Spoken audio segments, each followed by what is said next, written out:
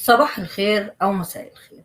أهلا وسهلا بيكم وكل ضيوفنا الأعزاء اللي هيتفرجوا معانا على الحلقة النهاردة حبيت أقدم لكم في حلقة مميزة. حلقتنا النهاردة معانا زوجين، وانتوا عارفين طبعا حلقات من برنامج ما وراء الستار كل مرة يحب يقدم لكم ضيوف مميزة. حلقتنا النهاردة معانا زوجين قرروا إن هما يواجهوا الحياة وكمان يمشوا بعكس الشغل العادي، بعكس الروتين، بعكس تعبه. معانا النهاردة زوجين عندهم حلم حبوا إن هما يحققوه. النهاردة هنكشف لكم حكايتهم من ورا الكواليس. النهاردة كمان عايزة أقول لهم أهلا وسهلا بيكم بأستاذ صلاح ومدام ريهام. هما زوجين من مصر وعايشين في كاليفورنيا، عندهم أسرة صغيرة، ولد وبنت، ولكن حياتهم كلها شغل وتعب ومشقة، ويمكن شغل كمان أكتر من 12 ساعة 6 أيام. عايزة أقول لكم النهاردة هنتعرف عليهم وراء الستار ونعرف إيه حكايتهم، إزاي هم قدروا إن هم ياخدوا في لحظة واحدة ويقرروا ويقولوا إن حياتنا دي لازم نغيرها، ودخلوا عالم البيزنس أونلاين ومن سنة تقريبا. ولكن ليه؟ عشان إيه؟ عشان الوقت ولا الحرية ولا كمان عشان ولادهم؟ أهلا وسهلا بيك أستاذ صلاح ومدام ريهام، نورتوني وشرفتوني في برنامج ما وراء الستار. أهلا وسهلا بيكم. اهلا وسهلا يا زارا، احنا سعيدين طبعا ان احنا معاك النهارده وان شاء الله تكون حلقه جميله ونستفاد منها يعني. اهلا وسهلا بيكي يا زارا، وشكرا جدا على المقدمه الحلوه قوي دي، وان شاء الله يعني الحلقه تكون حلوه جدا. شكرا لكم طبعا ان انتوا قبلتوا دعوتي النهارده على حضوركم البرنامج. خليني بقى اعرفكم، قبل ما اعرفكم ايه هي برنامجنا طبيعته ايه، ولكن عايزاكم تعرفوا الضيوف مين هو استاذ صلاح ومين هي مدام ريهام. اتفضل يا استاذ صلاح.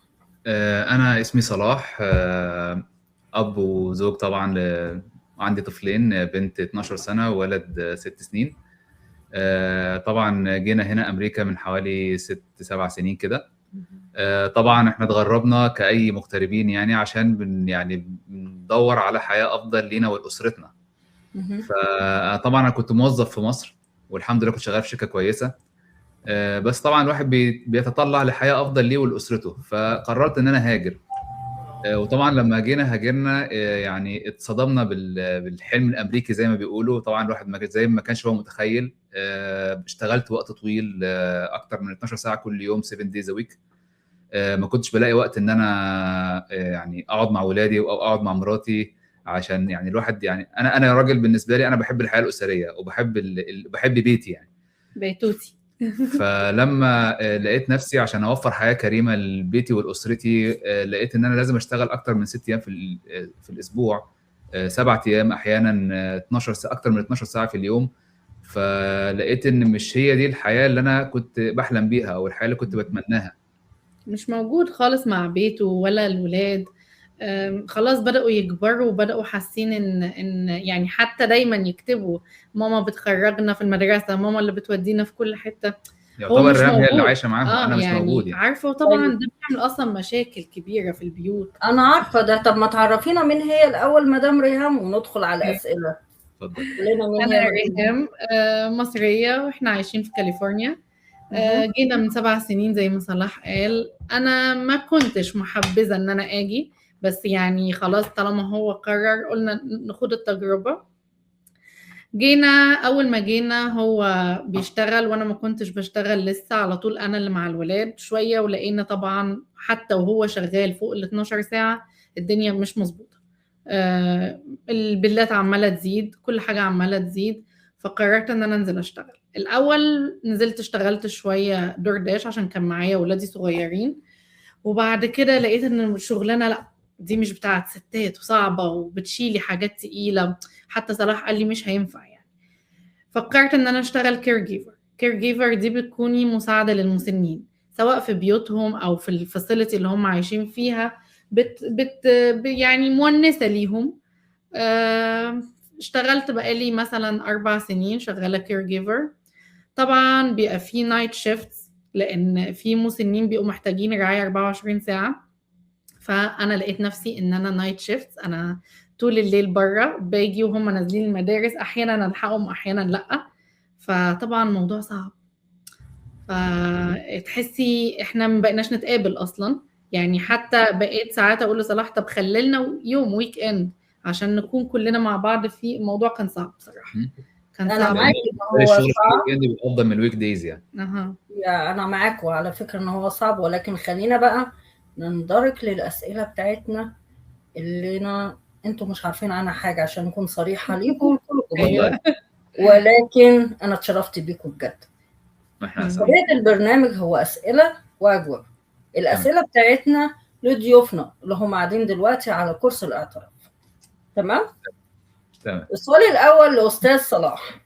استاذ صلاح، هنرجع تاني نعيد عليك السؤال الاول وتقول لنا، خلينا نرجع للورا لحظه الصفر اللي انت كنت بتشتغل فيها 12 ساعه وبتشتغل بدون توقف، وبقى الطبيعه عند حضرتك، ولكن امتى انت حضرتك بدات تحس ان اللي انت فيه ده انهيار من جوه، ولا انت مكمل؟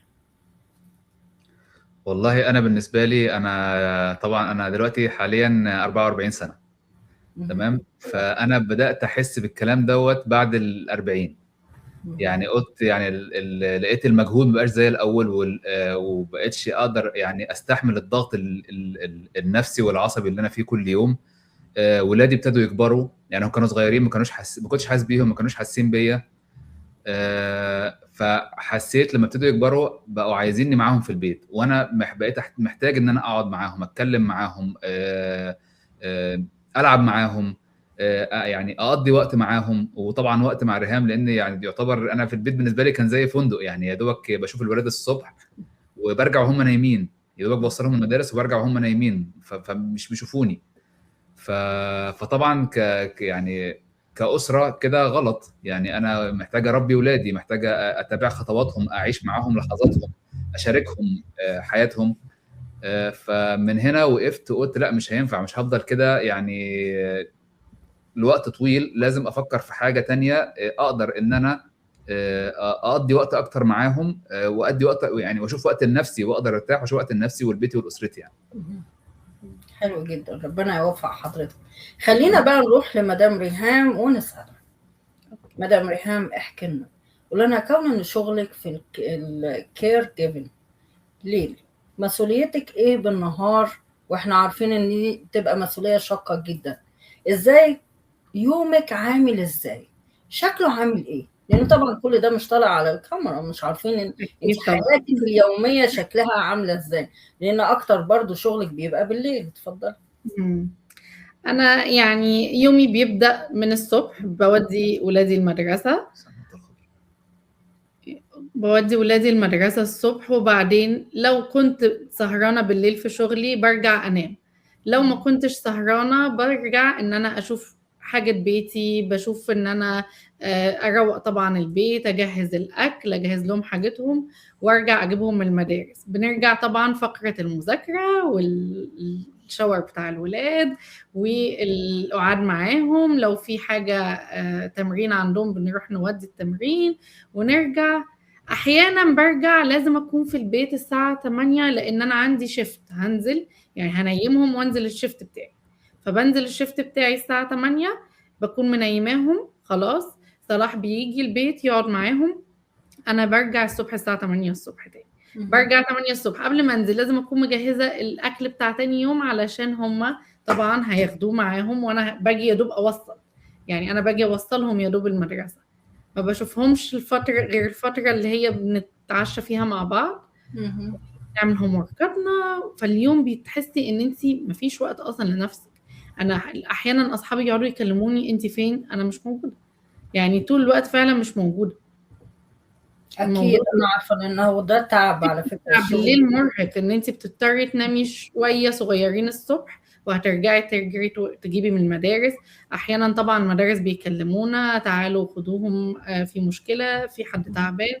الموضوع كان صعب جدا، وكان بيبقى اصعب لما بيكون انا في شغل وصلاح في الشغل واحنا الاثنين مش موجودين، يعني لان انا في مصر ما كنتش بشتغل على فكره، يعني انا كنت قاعده في البيت بس بربي بنتي، ونادرا لما كنت حتى طلبات البيت صلاح اللي كان بيجيبها. فانا هنا جيت اتصدمت، قلت له ايه ده، انا كنت متعززه في مصر، هنا صعب. هو كل الستات بتبقى متعززه في مصر، ده امر طبيعي، او في الدول العربيه. ايوه، لا هنا فعلا صعب، الحياه صعبه، وصعب ان هو يكون لوحده شايل. يعني بس هسألك سؤال بأمانة، كونك ان حضرتك مصرية اكيد وانا مصرية وكل او السيدات العرب عامة اللي بيتفرجوا علينا دلوقتي، هل تقدري لو رجعتي مصر هتعيشي نفس العيشة القديمة؟ استحالة. اكيد لا طبعا. لا لانك مش انتي نفس الهم اللي طلعت من مصر. كل حاجة اتغيرت، اتغيرنا تماما يعني طبيعة التفكير، اسلوبك في الحياة، حتى جريك الليل والنهار ده، انت بس لو جيتي قعدتي في البيت هتحسي ان انت ايه ده، مين دي، حاجة غلط، ستايل مختلف تماما. انا عايزه اغير.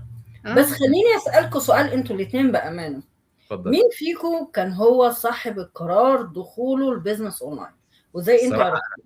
انا يعني انا زي ما قلت لحضرتك في البدايه، ان انا لما لقيت نفسي مضغوط ومشدود وعلى طول مش لاقي وقت لنفسي ولبيتي ولاسرتي واولادي، فقلت لازم افكر في حاجه بره الصندوق. يعني انا مش يعني احنا الباك جراوند بتاعتنا كلنا اهلنا موظفين واحنا بقينا موظفين، فالواحد مش هيفضل شغال في الوظيفه طول عمره. يعني الوظيفه الحمد لله تعيشنا حياه كريمه وهنعيش، بس الواحد بيفكر في المستقبل.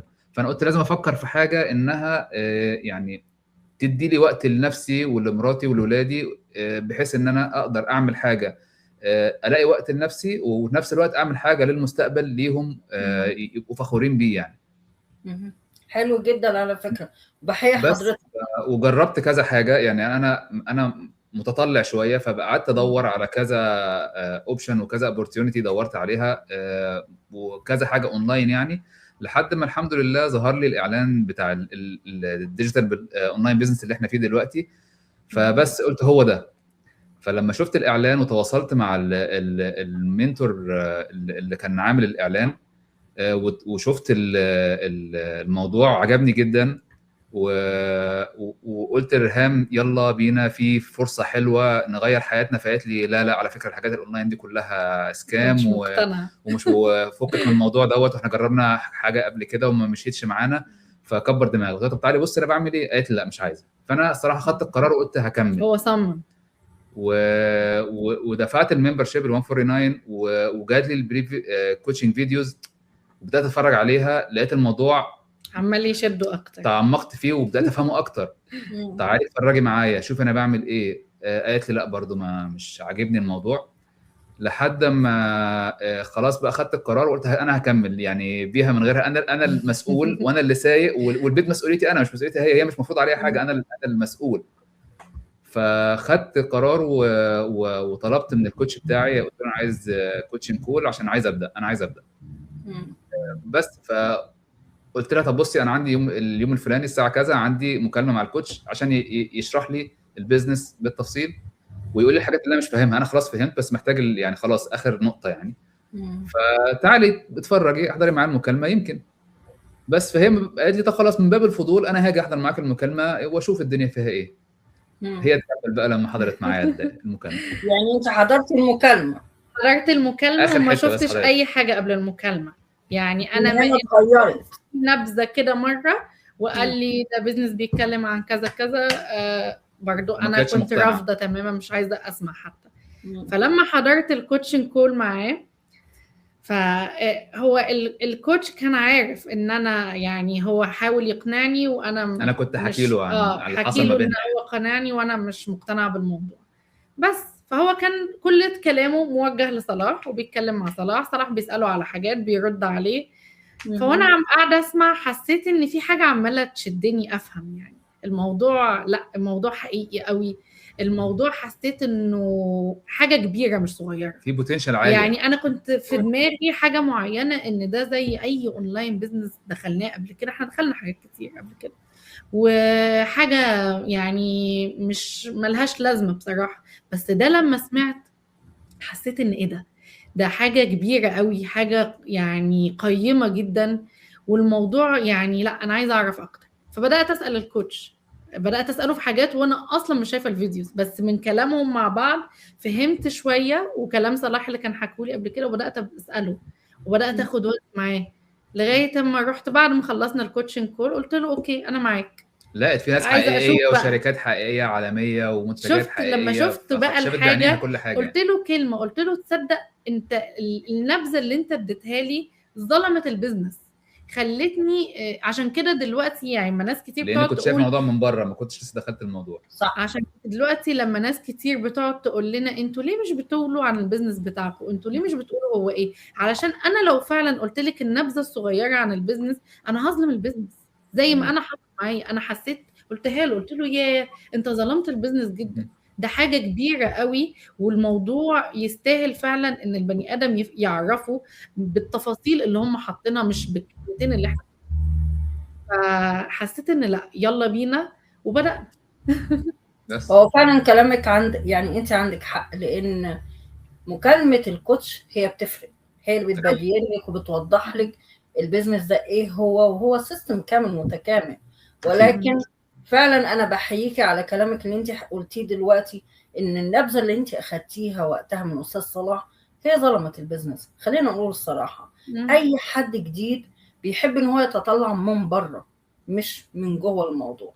فيمكن بعض الناس فعلا بقى عندها هاجس دلوقتي، هو الهاجس السكام الرهيب.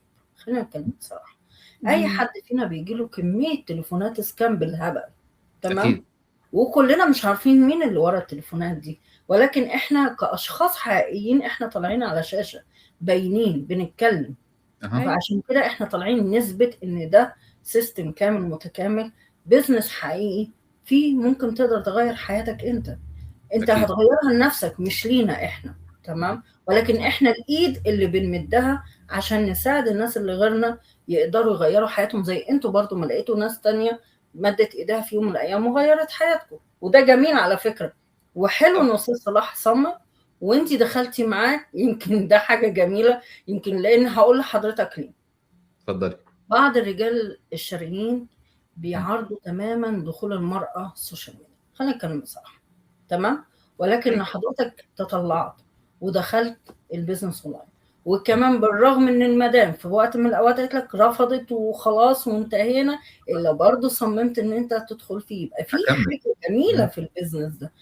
فانا بحييكم بجد، بحيي استاذ صلاح ان هو دخل حضرتك معاه كمان البيزنس، وانتم من الناس الجميله اللي هي موجوده، يعني نموذج للراجل والست الشرقيين ان هم يدخلوا البيزنس اونلاين.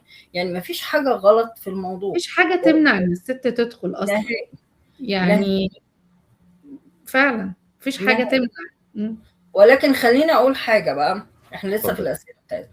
انا اللي لفت نظري يا جماعه للنموذج ده او للقابل ده هو مدام ريهام بالحجاب، بامان.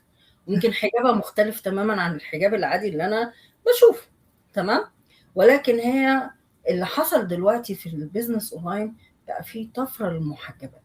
الناس دلوقتي بيبصوا يشوفوا فعلا في محجبات بتطلع على السوشيال ميديا، يعني الموضوع ما فيهوش حاجه غلط، مش يعني بيمنع الحجاب يعني، ما هو ما بيرجعش الحجاب، ولكن الحجاب ما بيمنعش، ولكن هي المشكله في ايه؟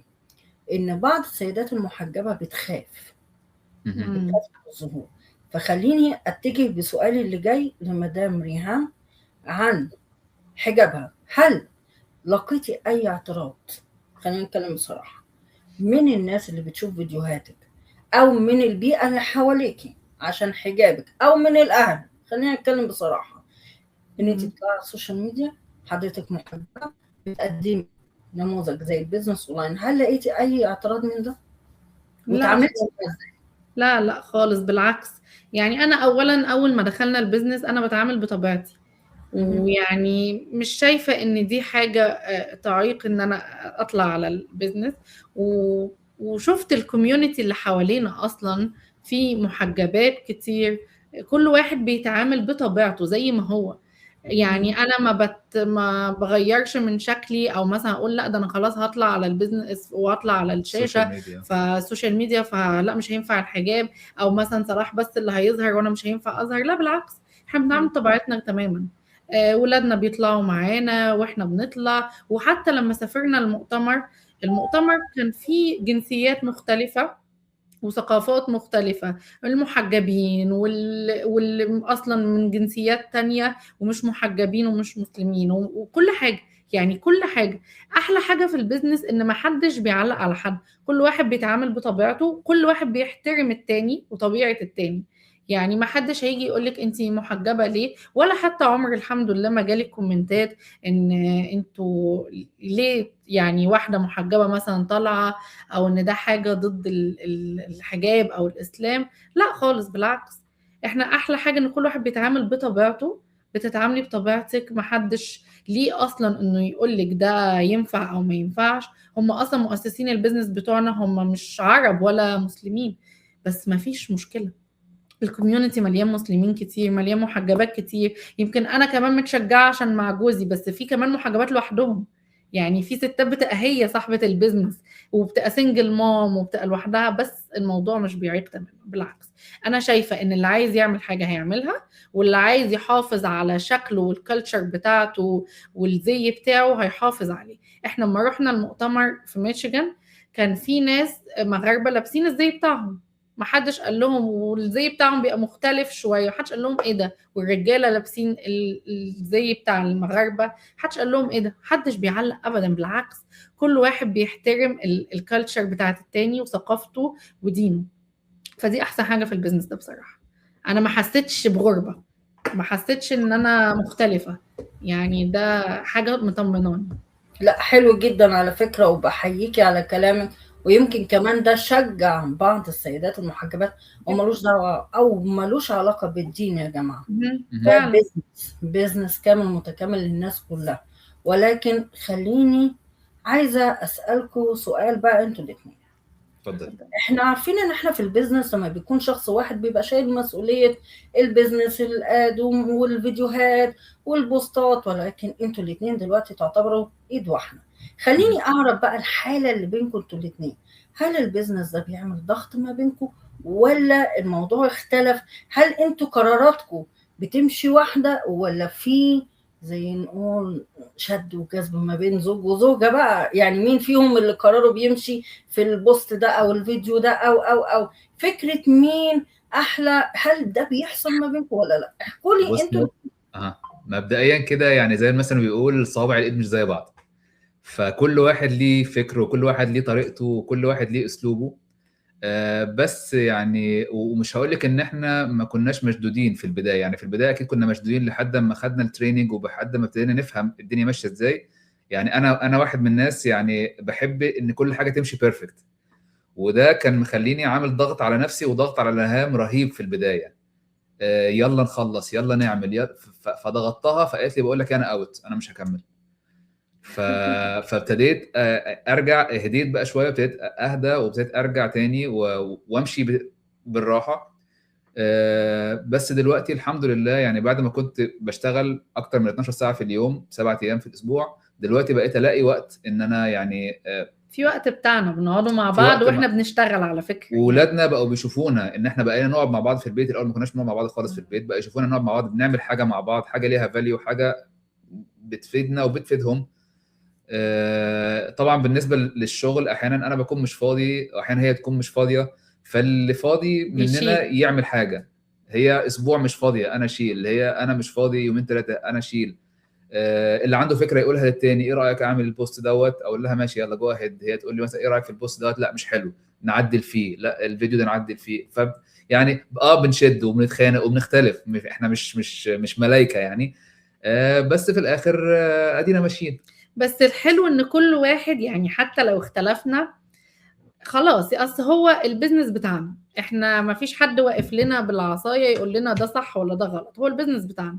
فاحيانا يعني بقول لصلاح مثلا انا مش عاجبني الصوره اللي انت حاططها لنا، بس عايز تحطها اتس اوكي. واحيانا انا اقول له ما تحطهاش تماما، لو حطيتها هزعل منك. شوفي بتوصل لكده، فخلاص هو بيحترم ده. يعني احنا بنتعامل كشغل، احنا دلوقتي في شغل. لا ينفع ما ينفعش خلاص. ما بنتعاملش على ان احنا يعني لازم زي ما احنا في حياتنا الطبيعيه ساعات عارفه الزوجين بيضايقوا في بعض، تحس ساعات كده واقفين لبعض على الواحده، لا ده شغل يا لا ما فيهاش يعني انا مش هضايقك واحطها واضايقك، لا احنا بنتعامل على انه شغل. ما فيش قرار حد معين بيمشي، بالعكس الدنيا فعلا زي ما صلاح قال كتير انا بكون مشغوله في شغلي فهو يشيل البوستات ويشيل الحاجه. احيانا انا ما بحضرش ميتنجز هو اللي بيحضر اكتر، فيجي يقول لي مثلا خدنا النهارده في الميتنج كذا، قالوا عن كذا، فبنشيل بعض طبعا جامد. انا يعني بالعكس انا ساعات بقعد افكر اقول يعني حلو اختلافنا في ان بيجي على البوستات وعلى البيزنس بتاعنا وعلى الصفحه بتاعتنا، لان هو بينزل لما بينزل بطريقته غير لما انا بنزل بطريقتي. احيانا لما تكون حاجه تخص الستات يقول لك اكتبيها انت بطريقتك عشان يعني تكلمي الستات. انا مثلا بوست او حاجه هتتكلم عن الكابل او الرجاله عامه اقول له ده هيخصك انت فانت اكتبه بطريقتك، فتحسي ده بيكمل. بصراحه انا شايفه انه مساعدنا كتير ان احنا نكون اتنين، واحنا عامه في العادي احنا مختلفين تماما في كل حاجه بس بنحاول يعني. لا انا حسيت انه قربنا حلو يعني جدا. قربنا كتير، لان بقى في وقت احنا فعلا بنقعد بنذاكر حاجه هو سيستم، يعني هو مش حاجه مثلا هو يقول لي رايه فيها، لا هو سيستم اصلا احنا بنذاكره احنا الاثنين في بروسس وبنمشي بنمشي عليه. عليها وخلاص بنطبقها زي ما فقربنا غيرنا مشي عليها ونجح، فاحنا هنكمل بعد كده وان شاء الله ننجح زي ما قبلنا نجح وسبقنا يعني. ان شاء الله. ان شاء الله طبعا ربنا يوفقك. ولكن السؤال الجاي لمدام ريهام، قولي لي انت حسيتي بدخولك البيزنس اونلاين ان ده فعلا الامان؟ سوري،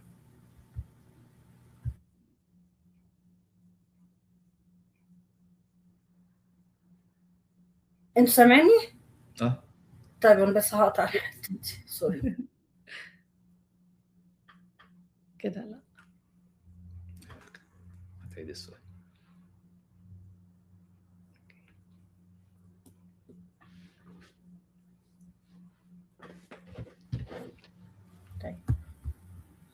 خليني ارجع سؤال الجاي دوت لمدام ريهام وهسألها واقول لها لما دخلتوا البيزنس اونلاين هل انت احساسك ان ده الامان الاخير ولا في كده زي قفزة في المجهول او حسيتي انك برضو ستيل انت مش ضامنة اي حاجة لسه؟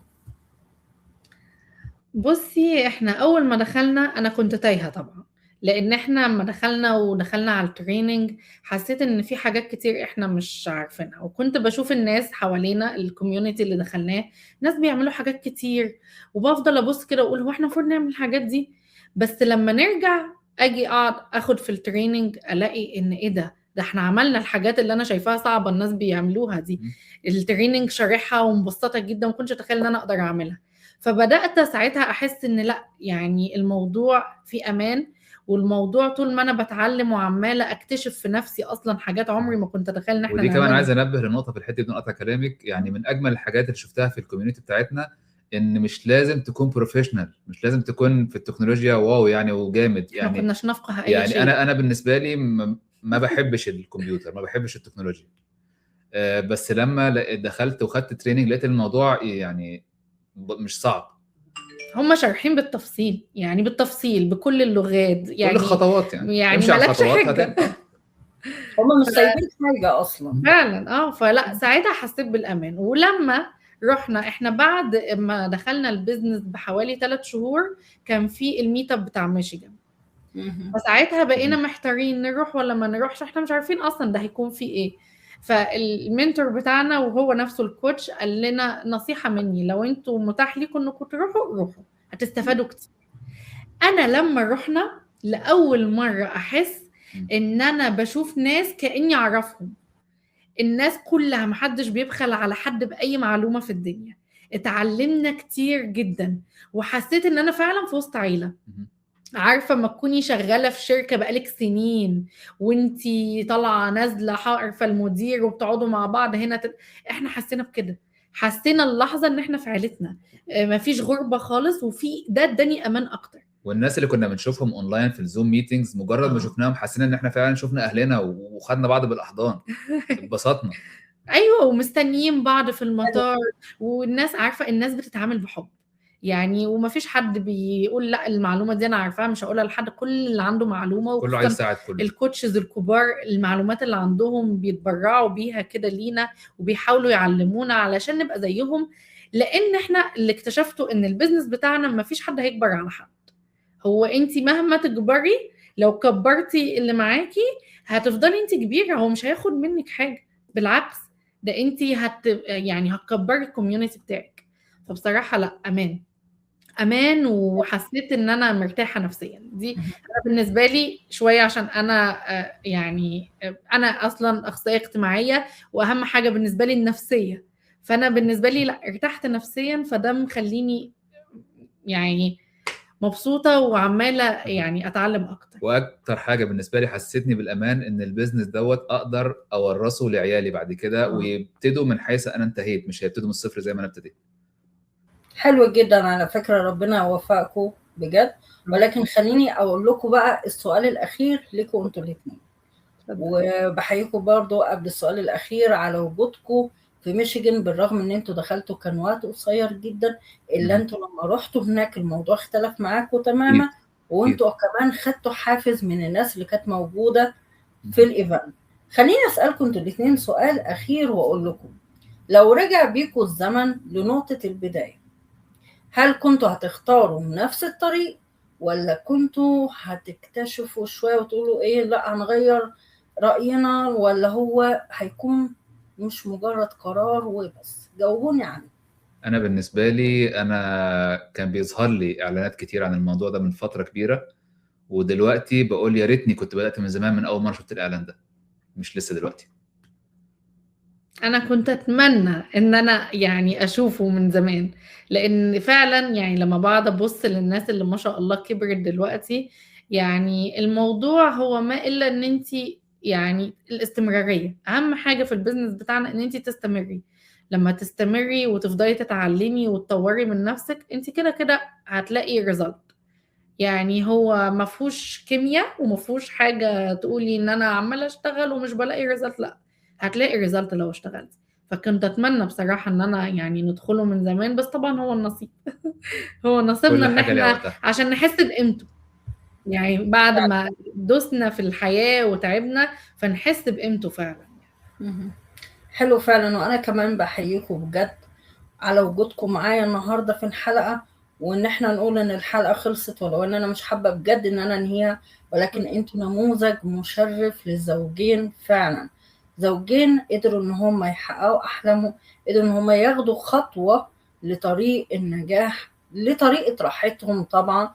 وبالرغم ان هم مغتربين الا هم فعلا قدروا يقرروا قرار، وقرارهم واحد مش قرار اتنين. وعشان كده انا بحييكم.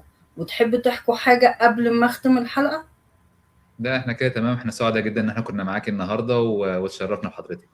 احنا سعداء جدا، وفعلا يعني الحلقة عدت بسرعة وما حسيناش ان احنا يعني خايفين او اي حاجة، بالعكس حلقة جميلة، واتمنى بصراحة النجاح لينا وليكي، ويا رب كل يشوف الحلقة ممكن تكون دي دفعة ليه ان هو يعني يحب يغير من حياته يبدا ويطور من يحط نفسه. يبدا. يعني يبدأ. وانا كمان بضم صوتي عمرها هتيجي. يا ابدا وانا وربنا هيكرمك. الله يكرمك. وانا كمان بضم صوتي لصوتكم انتوا كمان، واقول لاي زوجين سواء مقبلين على حياتهم او هم عاشوا حياة كلها مشقة وتعب، متغربين وشافوا ان هم مفيش وقت يقعدوا فيه مع اولادهم، اتواصلوا كمان مع صلاح ومع ريهام او معايا. احنا هنا موجودين عشان خاطر ناخد بايديكم لطريق يغير حياتكم، طريق تلاقوا فيه وقت بس تقعدوا فيه مع اسركم، بدل ما تقضوا طول عمركم في الغربة، ما بيبقاش في وقت تشوفوا لا أهاليكم ولا حتى بتشوفوا أولادكم فيه. خليني في نهاية الحلقة عايزة أقول لكم حاجة، إن رحلة صلاح وريهام بتفكرنا إن وراء كل حياة مستقرة من الخارج، ولكن فيها تفاصيل تعب محدش بيشوفها. مش كل قرار تغيير سهل، ولكن أحيانا أصعب قرار هو إنك تفضل في مكان يستنزفك. ولكن من هنا ومن مكاني بشكركم، وبشكر ضيوفي النهاردة على صراحتهم الجميلة، وعلى وجودهم معانا ومشاركتهم لينا في رحلتهم اللي هي فعلا كلها كانت أمل وألم في نفس الوقت. ولكن بجد بنحييكم على قراركم الجميل اللي انتوا خدتوه ودخولكم في البيزنس اونلاين، وانتظرونا في حلقات كتير في برنامج ما وراء الستار وضيوف تانية وحياتهم تانية. باي باي. باي مع باي، السلامة. مع السلامه.